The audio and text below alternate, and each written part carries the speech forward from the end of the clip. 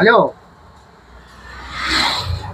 എടി ഞാൻ നിനക്ക് 2000 രൂപ ഞാൻ നിനക്ക് തന്ന 2000 രൂപ അത് എവിടുന്നാണ് എടുത്ത് തരുന്നത്? ബ്ലേഡ് കാരൻ്റെ അടുത്തുനിന്നാണ് എടുത്ത് തന്നത്. നീ വണ്ടിയുടെ ടെസ്റ്റ് മുടങ്ങി കിടക്കുക, അത് നിനക്കറിയാവോ? ഇതിന്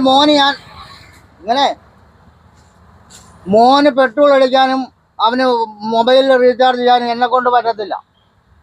അവനെക്കാട്ടി കൊച്ചു പിള്ളേർ ഇവിടെ യൂബർ ഓടി അത് ഓടി ഇത് ഓടി 2 മണിക്കൂർ ഓടി അവന് പെട്രോൾ അടിക്കാനുള്ള പൈസ കിട്ടുമല്ലോ. എൻ്റെ അടുത്ത് പൈസ ചോദിക്കാം. നിനക്ക് ഉളുപ്പുണ്ടോ? ഓടി ഉളുപ്പ് നീ അതൊന്നും പറയണ്ട. എവിടെ കരുനാഗപ്പള്ളി പോനോ? അല്ല, കരുനാഗപ്പള്ളിയിൽ നീ PSCയുടെ പരീക്ഷ എഴുതാനൊന്നുമല്ല, പെട്ടെന്ന് അങ്ങോട്ട് പോകാൻ. നീ നിന്റെ കൊച്ചച്ഛൻ്റെ 16 അടി എടുത്തിട്ട് തന്നെയോ പോകുന്നത്? പൈസ വണ്ടിക്കൂലിക്ക് പൈസ എനിക്കില്ല. നീ അല്ലല്ലോ അങ്ങനെയാണല്ലോ. പൈസ ലാഭിക്കുന്ന എന്തെങ്കിലും ഉണ്ടെങ്കിൽ ഇത് തരത്തില്ല. നീ ഒരു കാര്യം ചെയ്യാം, നിനക്ക് കരുനാഗപ്പള്ളി പോകാൻ മതിയല്ലോ. നീ വൈറ്റില ഹബ്ബിൽ വരുക. വൈറ്റില ഹബ്ബിൽ നിന്ന് പ്രിയദർശിനി ബസ്സുണ്ട് ചേർത്തലയിൽ നിന്ന് പ്രിയദർശിനി ബസ്സിൽ കയറി ആലപ്പുഴയിൽ നിന്ന് പ്രിയദർശിനി ബസ്സിൽ കയറി ഹരിപ്പാടിൽ നിന്ന് പ്രിയദർശിനി ബസ്സിൽ കയറിയിട്ട് കായംകുളത്തു നിന്ന് പ്രിയദർശിനി ബസ്സിൽ കയറിയിട്ട് കരുനാഗപ്പള്ളി. അത് മതി. അയാൾ അടിയന്തരത്തിനല്ലേ. ഞാൻ വരുന്നില്ല. അയാൾ ജീവിച്ചിരുന്നപ്പോൾ തന്നെ സവാരി ഗിരിയാണ് എന്നോട്. പിന്നെ അവൻ്റെ 16 അടിയന്തരം പിന്നെ നീ പോടി. എൻ്റെ അമ്മയ്ക്ക് നീ ഒരു പ്രാവശ്യം കഞ്ഞോളം നീ നന്നായിട്ട് കൊടുത്തിട്ടില്ല.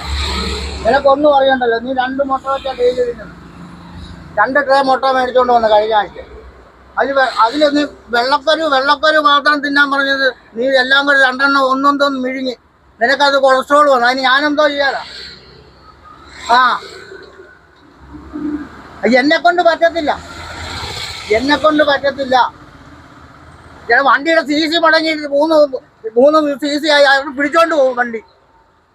നിനക്ക് അവിടെ തിന്നാ മതിയല്ലോ. നിന്റെ മോനുണ്ടല്ലോ, അവനെ പറഞ്ഞു വിടുന്നു. പല ജോലി എടുത്ത് തിന്നിട്ട് 22 വയസ്സുണ്ടോ അവനെക്കാട്ടും ചെറിയ പിള്ളേരെ ഇവിടെ വന്നിട്ട് അപാകമാക്കുമെന്ന് പറഞ്ഞ ഒത്തിരി വണ്ടികൾ ഇവിടെ ഓടുന്നുണ്ട്.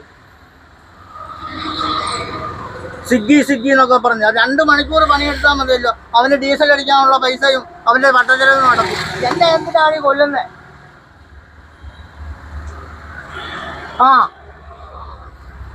അമ്മയുടെ കാര്യം പറയണ്ട. നിന്റെ ഗുണം കൊണ്ടാണല്ലോ അവര് പോയത്. ശരിയാണ്.